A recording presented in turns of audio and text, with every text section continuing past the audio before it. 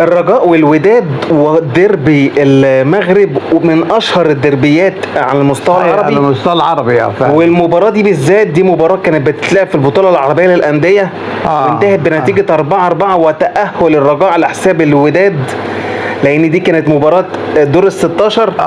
مباراة الذهاب خلص بنتيجة 1-1. ودي العودة. مباراة العودة خلص بنتيجة 4-4. احنا من كتر ما احنا متحمسين للمباراة من خلال الكلام اللي بيتقال عليها، صح، والحضور الجماهيري الكبير اللي بنشوفه على مستوى الاستاد، كانت بصراحة مباراة من المباريات النادرة بالظبط. فاحنا عندنا فضول، عايزين نعرف ايه المباراة دي، ايه الاحداث بتاعتها، ازاي كانت مثيرة كده. طبعا ارقامها من خلال الاهداف اللي جت، فبتقول ان هي كانت ارقام اهداف كبيرة عالية، يعني 4 اهداف مقابل 5 يعني بالظبط. كتوتال المباراتين 5 اهداف مقابل 5 اهداف، ولكن لصالح الرجاء قدر يحسمها ويتأهل يتأهل الى دور الثمانية. تعالوا نشوف نتابع بقى الماتش ده كان عامل ازاي. ماتش مليان دخلات، يعني اقوى من مباريات الاهلي والزمالك كده ولا؟ على فكرة دي ترشح من اقوى الدربيات العربية على المستوى العربي كله. فرقتين جامدين صراحة بالظبط. والمباراة دي كمان اكتر تسجيل للاهداف حصل في الدربي المغربي. صح. فتعال نشوف بقى شكلها كان عامل ازاي الماتش ده. 8 اهداف في مباراة واحدة. بالظبط. متعة والله، متعة. طبعا واضح جدا الدخلة بتاعت فرقة الرجاء والرعب اللي عاملينه في الاستاد. ده مهندسين يا ريس. بالظبط، يعني بيعملوا يا بابا دخلات المغرب عموما، جماهيرها عموما، وكمان الجماهير اللي تخص الفرقتين الكبار اللي عندهم الوداد والرجاء بيعملوا دخلات بيعتبر اقوى فرقتين في بالظبط في المغرب. هو الموسم ده مش احسن حاجه بالنسبه لهم، ولكنهم صحيح. تاريخ، هيفضل تاريخ. صحيح. طبعا المباراه دي بتتلعب في ملعب مركب محمد الخامس قبل التجديد اللي حصل علشان افريقيا طبعا اللي هتتلعب في المغرب. فطبعا هنا في الحله القديمه للملعب محمد الخامس، ولكنه الجماهير مخلياه رائع يعني. بص شكل امال هيعملوا ايه في بطوله افريقيا في افريقيا ده هيتحفونا حاجه غريبه فعلا. المغرب مبدعين بصراحه، هيتحفونا فعلا. للصدفه الحكم المصري محمود البنا. البنا جميل. على فكره في حميد حداد بيلعب في المباراه دي، وبيلعب برضو سفيان رحيمي قبل الاحتراف للعين الاماراتي، بيلعب في صفوف الرجاء. مباراة فيها حضور جماهيري كبير جدا زي ما انت شايف. الجماهير عاملة دخلات رهيبة يعني، بجد من امتع المباريات على المستوى الجماهيري. الماتش ده بصراحة، ودي يمكن المرة الوحيدة اللي اتقفل فيها الاستاد جماهيريا. على فكرة المغرب معتاد في الدربيات ان الاستاد بيبقى بالمنظر ده يعني، فدي مش حاجة غريبة على المغرب ولا على الدربي المغربي. دخلة بص كذا دخلة في البداية، لسه الماتش ما بدأش. الجماهير هي اللي بدأ الماتش من بدري، وعمالة دخلاتها وحركاتها عاملين شغل عالي قوي. امشي يعني خلينا نقول ان الماتش لسه ما بدأش، بس احنا قاعدين بنستمتع بدخلات الفرقتين. الرجاء مولع الدنيا في الاستاد. محمود البنا هو المدير. على فكرة الحكم محمود البنا قدم ماتش بيقولوا من افضل الماتشات اللي قدمها خارج مصر، لان كان ماتش حماسي. ابص برضه وقدر يسيطر على الوداد بيرد. بص الجمهور الودادي يا خبر ابيض، والقلعه. بص التصوير من فوق بقى بابا رائع. ده بيعمل تيفو وده بيعمل تيفو وده بيعمل شغل وده بيعمل شغل. والتنظيم والترتيب التيفو ما فيهوش غلطه. لا يعني مش تلاقي مثلا صوره مش واضحه، كلام مش مفهوم، كله متظبط. غير التيفوهات ال3 دي اللي طلعت برضو عامله شغل. تحيه للعيبه الكباتن في فرقه الرجاء. فبقول لك محمود البنا قدم ماتش كان جماهيري، ماتش تقيل، واكيد كان اختيار موفق بصراحه. بالظبط بالظبط. في مباراه جماهيريه خطيره بالمنظر ده بالظبط طبعا. بعدين من الادوار الاقصائيه بتتكلم في دور ال 16 اللي هيكسب هيتأهل والتاني هيقصى، هيمشي. فصعب اتخاذ قرار في ماتش زي ده. عايزه كان في فار وقتها، ما كانش في فار وقتها مش لا بتهيالي كان الفار شغال على مستوى الاوفسايد والكلام ده تقريبا يعني. ماشي. المباراة بدأت لسه عملية جس النبض. الجماهير بدأها من بدري بس اللعيبة بدأت متأخر شوية.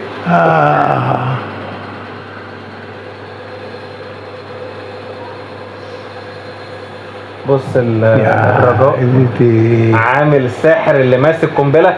الرجاء كان المدير الفني بتاعه جمال سلامي اللي هو المدير الفني الحالي منتخب الاردن بالظبط. فطبعا لسه كان في مستهل مشواره التدريبي مع الرجاء، قدم ماتش رائع عظيم، وهنشوف بقى ايه التكتيك بتاعه في هذه المباراه. اتفرج. الرجاء في اول دقيقتين 3 هو مسيطر على المباراه. بص الدخله لوحه في معرض. لوحه في معرض، لوحه في معرض فعلا يعني. شايف ان الرجاء هو اللي بادئ الماتش اكتر وفي يعني منطقه جزاء. بالظبط.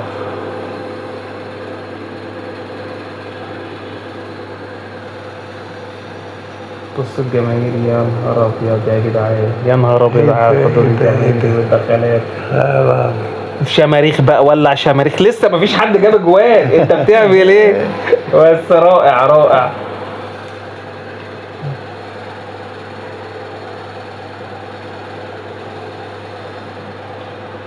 كان بيعلق على الماتش ده المعلق المشهور فارس عوض. طبعا معلق مشهور جدا، مشهور في الدوري السعودي ومشهور في الدوريات الكبيره، محمد لطيف بتاعهم بالظبط. بس هو معلش الفيديو في الجزء الاولاني الصوت ما كانش كان فيه مشكله، ف هيظهر معانا صوت فارس عوض في التسجيل. نشوف الوداد ابتدى اهو. الوداد اهو عمل كره طوليه، لكن لا ما فيهاش اي حاجه. ماتشات دي الحرص مهم، بس ما اعتقدش في الاربع اهداف في اول مثالي يعني اول المباراه كده. بص الوداد عامل يا نهار ابيض يا جدعان على الدخله، يا نهار ابيض على الكلام. ده احنا في متحف يا جدعان. فعلا ضربه ركنيه للرجاء.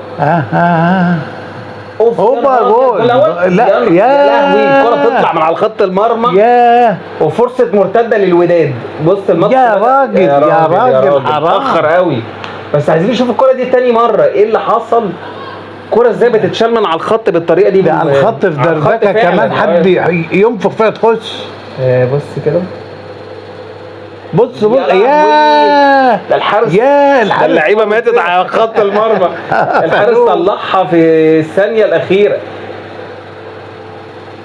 سفيان رحيمي هنا كان لسه موجود مع الرجاء قبل الاحتراف للعين الاماراتي. طبعا دلوقتي سفيان رحيمي من اللعيبه المغاربه اللي بدأوا مشوارهم بشكل كويس. فارس عوض رجع لنا اهو. كرة حلوة عرضية يا راجل، لسه ضربة جزاء دي، ضربة جزاء. بص محمود البنا ادى ضربة جزاء ما فيهاش كلام. يلا بس فعلا ضربة جزاء. انا يعجبني الحكم اللي يقف ما يرجعش. ما احبش اللي يرجع بظهره. واقف اسد والله. لا شيء رائع. اصل المباراه مش لعيبه بس ولا جماهير، مباراه تحكيم برضه. بالظبط. طبعا اكيد ليه دور كبير. طبعا شخصيه. لكن هي ضربة جزاء مستحقة للوداد. ما اتحسبتش ولا لا اتحسبت. ضربة جزاء في الدقيقة 11 يا بابا. للوداد بيتقدم بها في المباراة. أول أهداف اللقاء. هل هيسجلها ولا لا؟ بص جماهير الوداد يا جدعان.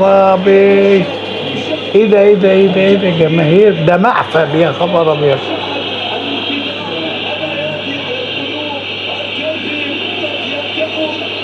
بص التوتر بقى. ده كان الله في عونه. لا الا لو كان ضربة الترجيح بقى، ضربة التأهيل بقى. ده لسه في ناخد وندي. حلوة والله. ابيض. حلوة والله. ايه الاعصاب دي؟ حلوة. ايه الاعصاب دي يعملها بالشكل ده؟ جامد. ده جامد في ماتش بالمنظر ده وحضور جماهيري ده. عشان كده هم حاطين اول واحد. اول واحد في اللي هيسال. بس هيقعد بقى، هيقعد بقى قدام الحكم ويقول كان في شاي ولا حاجه ولا قدام الجماهير. انا ما تعملش حاجه. راح قعد قدام جماهير الرجاء بينكش بدري كده. الشوطه يا ده عاملها بانينكا ازاي دي يا جدع؟ دي بالبانينكا ده ما حدش يعمل بيه خالص. ده يعني صعبه يا بابا في حضور، يعني في وسط التوتر اللي موجود فيه الجماهير. هو معتمد اول ما يحط رجله الحارس هيترمي. وهو فعلا ده اللي حصل، واترمى فعلا وسجل الهدف الاول. الحارس ده لو واقف في نص الجون كان شال الكرة دي. كان شالها مش عايزه كلام. الشوط الاول خلص 1-0 لضربة الجزاء اللي حصلت. والرجاء داخلها سخن. الشوط الثاني ضربة جزاء. ايه ده معقول؟ بص والله البنا 10/10. ضربة جزاء للرجاء. بص جمال سلامي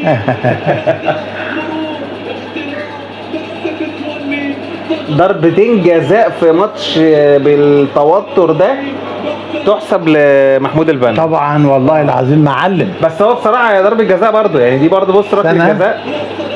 يا عم انت بتعمل ايه يا عم؟ جايب رجله ده ضربه جزاء، اعمل له محضر في اسم النزهه.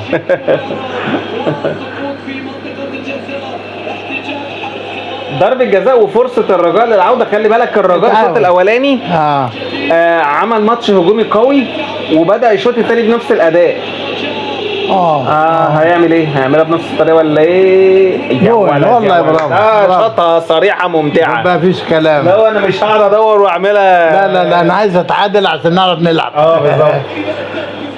كده 1-1 يا خبر. النتيجة كده اتعادلت بره. ايه ده؟ ايه الجمهور ده؟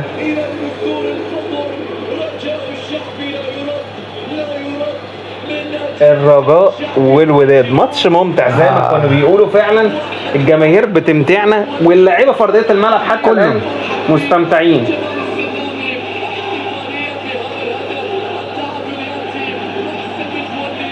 يا لهوي، ما كانش ممنوع الشراميخ ده. لا ده هو طريقه احتفالاتهم كده.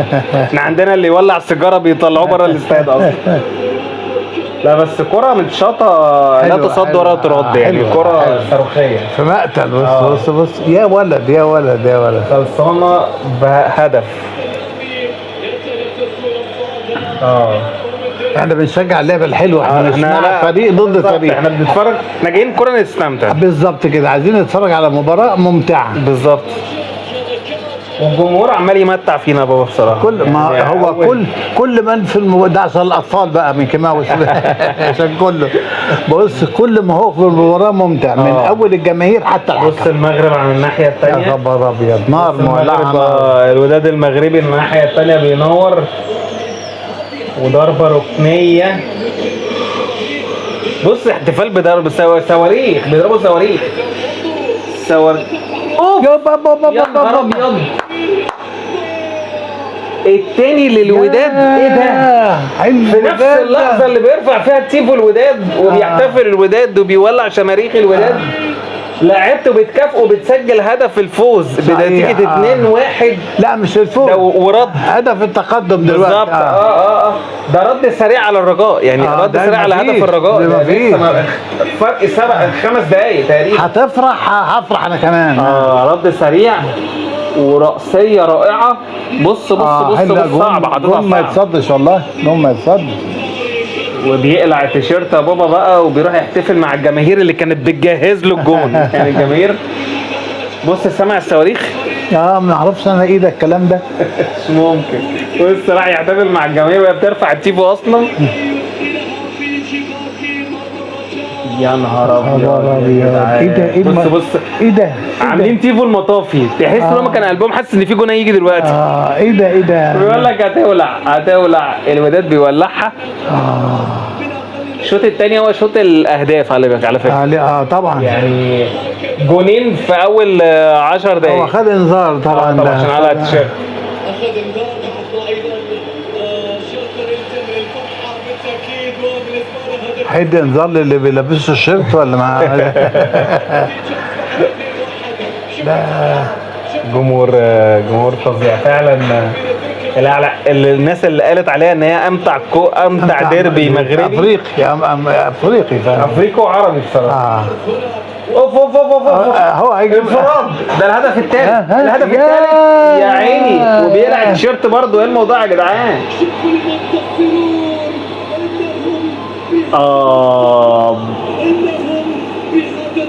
عم ايوب الكعبي بيسجل الهدف الثالث يا بابا. ده الناس دي هتلعب ازاي كده؟ انا مش عارف يعني يعني المباراه دي ازاي خلصت. انتهت باقصاء واحد من الاثنين؟ انا يعني تصور انت الدقيقه 58 بعد دقيقه واحده من هدف الثاني جاب الهدف الثاني، يعني جونين في دقيقه، جونين في دقيقه. الرجاء بيفك فك غريبه. طبعا الغريب بقى ان المفروض الرجاء هيرجع بابا هيعمل ريمونتادا. ازاي الكلام ده في ماتش زي ده؟ ازاي؟ لا يعني دلوقتي بقت 3-1 في الدقيقه 58 صعبه جدا، واهداف وسط الدموع والعياط. بصراحه مباراه تاريخيه تصدق فعلا. طبعا بيدي تحيه. ايه الجنان ده؟ ايه الجنان ده؟ لا هم لا ماتش انا ما شفت ازاي قبل كده بصراحه لحد دلوقتي. ايه ده الباص ولا يا ولد بقى مش هستنى. بص مش هستنى، خلص. الله بيلعب كرة ويلفها بشكل ممتع يا بابا. 3-1 لحد دلوقتي في الدقيقة 58. الماتش ده هيرسى على ايه؟ فرصة هترسى على ايه؟ الوداد ماسك. حلوة دي، حلوة دي. الرابع ولا ايه؟ هيحصل ايه؟ على الاسيست يا ابني. يا خبر ابيض. 4-1 ويقلع التيشيرت. وبعدين اللي بيجيب جون بيقلع التيشيرت وياخد انذار. ده ممكن يقلع التيشيرت ما ياخدش انذار، يقول له فين الانذار؟ الانذار بتاعي فين؟ الانذار بتاعي فين؟ 4-1 في الدقيقة 71. ده الرجاء يرجع ازاي؟ بص ده فارس عوض بيقول لك مبروك للوداد التأهل خلاص. لا اصل 4-1 صعبة في الدقيقة كام؟ الدقيقة 72. 4-1 مين يتوقع ان الرجاء يرجع؟ هدفين تاني، مش ممكن. هدفين، 3 أهداف تاني للرجاء. يا نهار أبيض. في قد ايه؟ في اقل من ربع ساعة بابا. مش ممكن. كل 5 دقايق هدف.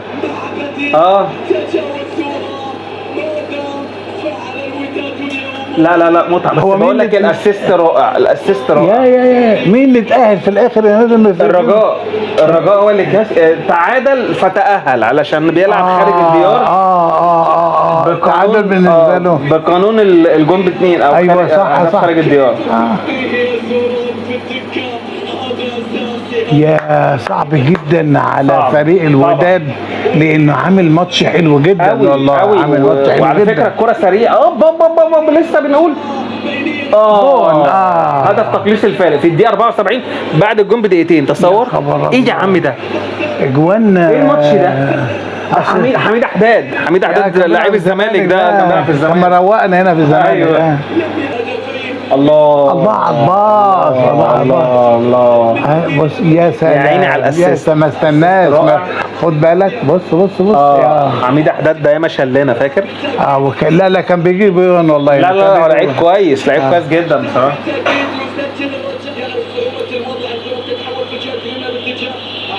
الدقيقه 86 ايه ضربة جزاء حميد حداد برضه هو السبب فيها. ايوه صح. يا لهوي يا جبروتك يا بنا والله. طبعا ضربة جزاء في الايد. انا قلت الكعبل فيها. لا هو بايده. بس هنا هو مش مادد ايده على الكوره. هي الكوره اللي جت في ايده. هتعمل ايه بقى؟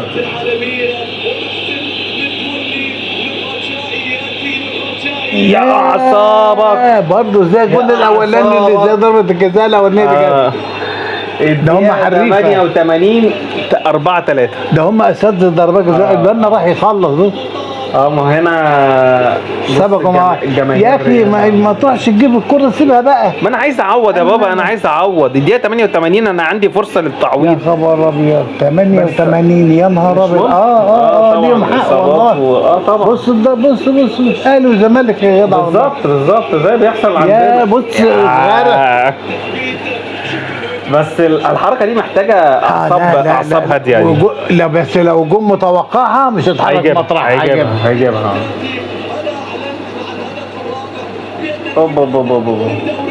بخناق. بص الجماهير شدت نفسها. بس انا الضعيف لسه لغايه دلوقتي امال الجون بص الرابع الدقيقه 93 اهو الجون بفاول على الرابع حدود ولا- المنطقه. ها؟ يا لا نهار لا لا أبيض. لا لا لا لا لا ديت بص ده بص بص اللعيبه نزلت بقى الم- كله نزل. اللعيبه تروح بقى هنا خلاص، يجري هو يطلع بره الملعب خلاص. يا نهار بص أسود، يا نهار أسود. جمال سلامي لا، لا، لا. خدوا السوبلكس. يا نهار ابيض على ايه الاثاره ده؟ والمتعه. الناس دي عملت المباراه بص دي ازاي؟ فارس عوض اتجنن. فارس عوض قال له ايه يا جدعان الماتش ده ماتش للتاريخ، ماتش يا ما حصلش قبل أبيض، كده. يا خبر ابيض، يا خبر لهوي. أبيض. انا عايز اقول لك لا كنت لسه اقول لك الجماهير الرجاء روحت ايه دي ماليه الاستاد يابا. رجاء الشعب بص الفاول مع عزوز ده كده خلاص هم في البطوله. التعادل ده خلاص يأهلهم لدور الثمانية. لا الجون ده بص الكرة جايه فين؟ بص في حاجه، لا الجون يسأل عن الهدف ده بعيدة بابا دي جايه له في العارضة، جايه في القائم. بص دي حكة في القائم وهي داخلة. لا ده ليها حق، دي مباراة القرن والله. يا نهار ابيض، صعبة. بص يا الواد ده حط الكرة دي ازاي يا جدعان؟ بص جمال سلام، بص جمال سلام. شكل فاروق جعفر، والله شبه فاروق جعفر. يا لاوي. في جوان تاني ولا خلاص؟ لا كده خلاص، كان نفسنا صدق. بس لا ماتش مليان اهداف. لا ماتش حاجة. بص جماهير الوداد بتعيط. لا ليهم حق يعني، ده والله ليهم حق. انت خدتني من المطار. انا كنت مسافر رايح العب النهائي الدور الثمانية، انت خدتني رجعتني وطلعت بدالي. ايه ده؟ صح والله. تصور دي 74 انا متقدم بنتيجة 4-1، اعمل ايه خلاص تاني؟ خلاص. كورة لا ماتش خطير. لا بس جماهير الرجاء تفخر بلاعبتها في الماتش ده. هي البطولة بطولة الجماهيرين. والله بطولة جماهيرين، بطولة حكم، بطولة لعيبة، بكل حاجة. بصراحة ماتش بص خلص. انتهت بتأهل الرجاء على حساب الوداد في ماتش تاريخي. والا تاريخي والله، والا تاريخ. كأحداث وجماهير بأهداف بجماهير وطريقة لعب وأسلوب ولا تنسى بحكم محمود البنا بصراحة عمل ماتش صعب ان انت تحكم في الظروف دي. ازاي ده ما تتحكمش فيها دي. لا صعب يعني انا لو مكانه هنسحب. لا هو يا اما احكم ومعايا ضابط شرطه يأمنني. لا بس بصراحة انا عاجبني كمان ان ما حدش اعترض على الحكم كتير رغم انه حسب 3 ضربات جزاء. هم اعترضوا على بعض، اشتبكوا مع بعض. لا بس تحية وسقفة كبيرة جدا للجمهور، للفريقين والله وللجمهور. الجمهور قبل الفريقين يا ابو بسط. الفريقين امتعونا كاهداف وترجموا الحضور الجماهيري ده الاهداف ومتعه. بس فعلا كل الناس اللي قالوا ان هي ماتش تاريخي صدقوا ماتش تاريخي.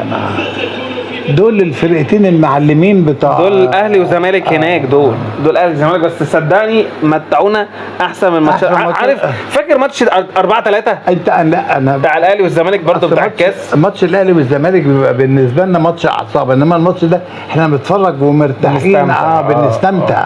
انت فعلا مش بنشجع فريق على حساب فريق. احنا بنشجع الفريقين حلوين. ده اللي يمتعك بقى ان انت بتشوف جماهير ده بتعمل ايه، وتشوف ده جماهير ده، تشوف ده بيجيب اهداف ازاي والتاني بيرد ازاي. فلا بصراحه مباراة كانت فعلا زي ما اتقال عليها مباراة من المباريات التاريخية. استمتعنا معاكم بمباراة القمة والديربي ما بين الرجاء والوداد اللي كانت بتتلعب في دور ال16 من البطولة العربية للأندية. مباراة كانت جميلة جدا، استمتعنا بيها وشفنا أهداف. مباراة تاريخية وفنية وجماهيرية وكل شيء. بالظبط فعلا استمتعنا معاكم ومعاكم في ردود فعل جديدة ومباريات برضو تاريخية. قولوا لنا افكار لمباريات برضو زي الماتش واحنا نعملها والله، واحنا نعملها ونستمتع حاجات حلوه كده بيها. فالنهارده استمتعنا ولسه يفكروا معانا بس يجيبوا لنا يقولوا لنا على افكار. ماشي بالظبط، قولوا لنا على مباريات تاريخية زي كده نطلع بيها ونعمل لكم رد فعل عنها، بس تكون ماتش ممتع زي ده كده بصراحة.